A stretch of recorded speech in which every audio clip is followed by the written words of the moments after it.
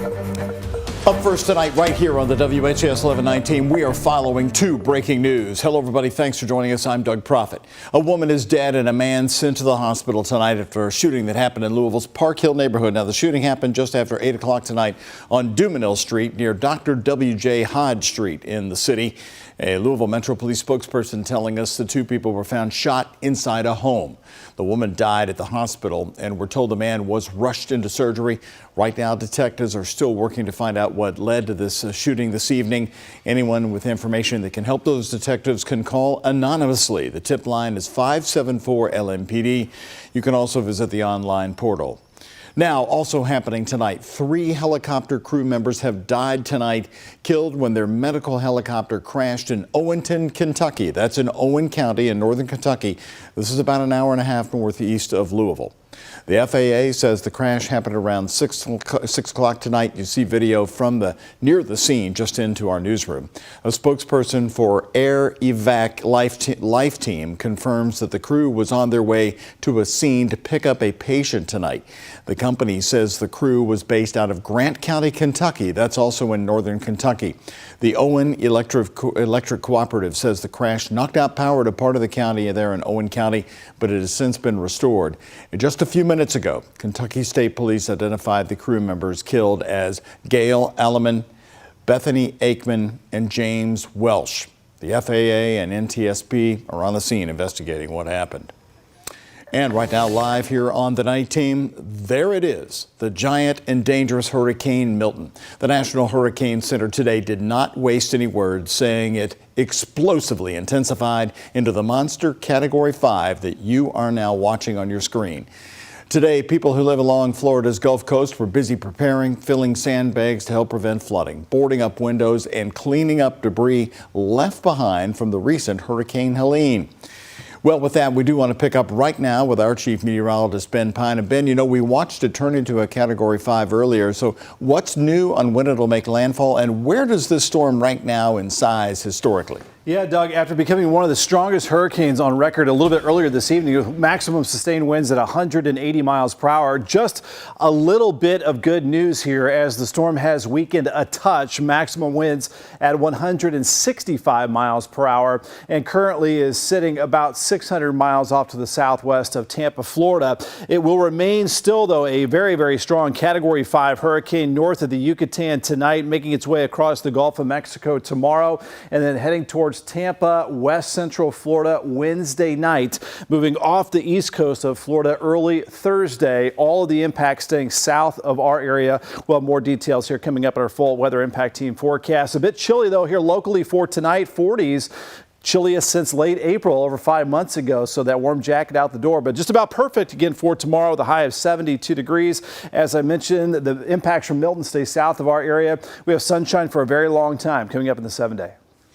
Ben, thanks for that new update. Now, while the South is preparing for another hurricane to make landfall, a well-known brewery here in Louisville is looking back to Helene and to Asheville, North Carolina. High Wire's original location in the Mountain City is destroyed. Louisville was that brewery's first location to expand outside of North Carolina. And as WHAS 1119's Alex Dieterer found out, that loyalty runs deep even from states away. What did they tell you tonight, Alex? Well, Doug, the Southeast is bracing for another devastating hurricane like you just mentioned. And right now, mandatory evacuations are in place along Florida's west coast.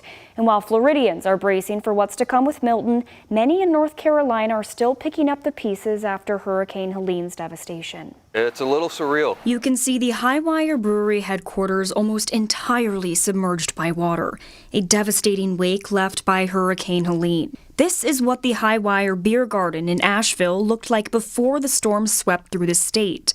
This is what's left, a sandlot. Everybody's safe. That was priority number one.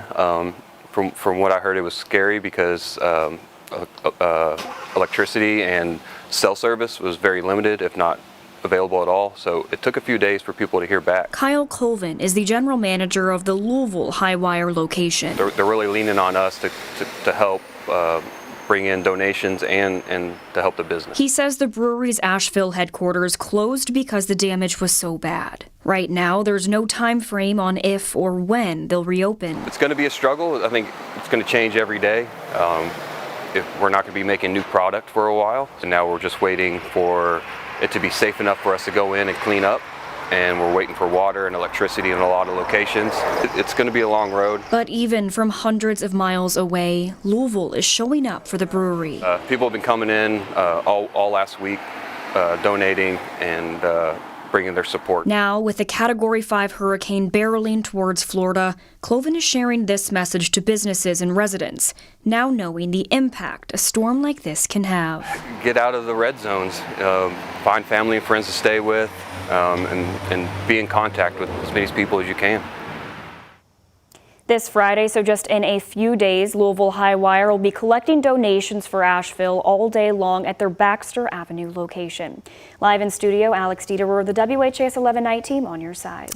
Love the spirit moving forward. Thank you, Alex. Now, our coverage of Hurricane Milton right here on the night team isn't over yet. In just 10 minutes from now, we're going to take you to Florida, where people are listening to the dire warnings to get out now. Now to more local news on the night team. There could be a possible plea deal in the works for the wife and the daughter of the former Clark County, Indiana Sheriff Jamie Knoll. Misty, do you plan to also say that Jamie manipulated you? Casey, do you admit that you used a New Chapel EMS credit card with your name on it? That's our Travis Breeze asking the questions today. Misty and Casey Knoll were quiet as they entered the Clark County courtroom today for their final pretrial hearing. The two are accused of spending more than $700,000 in fire department money on personal items and not declaring it on their taxes. Misty and Casey's attorneys both confirmed that they're having discussions about a possible plea deal. Misty's attorney says they hope to have one in the near future. Special judge on the case, Larry Medlock, says he wants an update from the attorneys in 1 week at the very latest. There will be some time this week to continue on in negotiations with Mr. McMahon, and he's been accommodating, and we've had, and like he said, a number of conversations. That's Prosecutor Rick Hurdle speaking. Jamie Knoll also has a plea deal on the table, but Judge Medlock has not yet accepted it. He said today he will consider the victim impact statements in Jamie's case when deciding whether or not to accept a plea deal in Misty's case. Now, those statements are scheduled for next Monday as Jamie Knoll heads in front of the judge. The trials for the three men charged in the Crystal Rogers case are going to be held about 100 miles south of Nelson County in Warren County, Kentucky. That's Bowling Green. Judge Charles Sims made his ruling today in the cases against Brooks Houck, Steve Lawson, and Joseph Lawson. The trials are expected to begin next February, but it's still unclear if all three suspects will be tried together. Right now, all new on the night team, from one way to two ways tonight.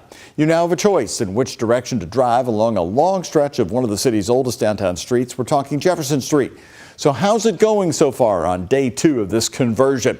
WHAS 11 night team's Clarice Shaley and photojournalist Elijah McKenzie have been hearing from businesses. They're live right now on Jefferson and Clarice. How many blocks are we talking about? Can you drive both directions now?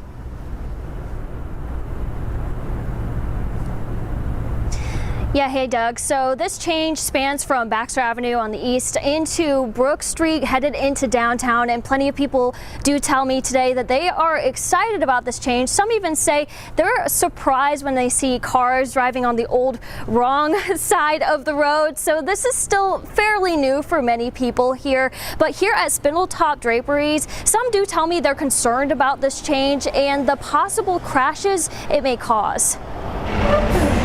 From the Sky 11 drone, East Jefferson Street, spotlighting a former one-way now can be traveled 2 directions. And drivers are a little hesitant, only a few using the added direction. But at Spindletop Draperies at the corner of Jefferson and Wenzel, Office Administrator Brenda Stivers is excited about the change. And now I can just come down Floyd, Jackson, any number of streets and turn right on Jefferson. Cutting her travel time by 10 to 15 minutes. So it'll cut some time off, and I like cutting time off. She believes the change in direction will add to the business. There's people that have said they didn't know we were here until they drove by, so I think it's very positive for our company. But her coworker, scary. Very scary. Sees a different side. There's another car coming this way. They hit, I run into them. Vicki Smith questions how all drivers will know about the change. Like navigation, picking up on it. Do people use their navigation all the time? Do they watch the news? And if they don't live in this area, they might not know about it. Before the change, she saw several crashes, some that even ended up in the business's parking lot. Some cars just across the street are still parked facing the wrong direction. Old habits die hard. You get used to your certain routine.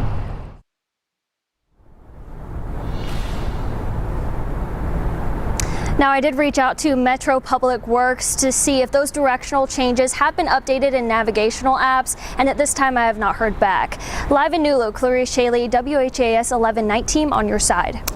Clarice, thank you. Louisville Metro leaders are taking steps to bridge the digital divide here in Louisville. Today, celebrating an upgraded computer lab at the California Community Center. According to Metro government, there are about 45,000 homes across Louisville who don't have a computer. And that's why the city is upgrading community center community labs just like the one in the California neighborhood. The upgrades include things like new computers, 3D printers, and virtual reality headsets. Today, we are here to provide resources. No matter how far west your neighborhood is, no matter how old you are, no matter your lineage, you deserve to be included in the progress of this city, this commonwealth, and this country. In total, the city's spending $270,000 on these upgrades at the community centers. Now that voter registration has wrapped up, it's time to head to the polls. Early voting begins tomorrow in Indiana. Each county varies on the number of locations and the times they're going to be open in Indiana. In Floyd County, you can stop by the 4-H fairgrounds starting at 8 tomorrow morning for early voting. The county clerk, Danita Burks, says offering up early voting makes it easier for people to cast their ballots, and high turnouts expected. We do hope that not only because it's presidential, it's our governor, but we also have our county commissioners race, we have our county council race, we have some local races, and it's your community, it's your voice that needs to be heard. Early voting in Indiana will run through November 4th. Now to Kentucky. Anyone could participate in early voting from October 31st to November 2nd. There are 20 different locations in Jefferson County alone. For a full list, please visit our website, WHAS11.com. We invite you to go there and you'll see the entire list of locations. Remember, Election Day is Tuesday, November 5th.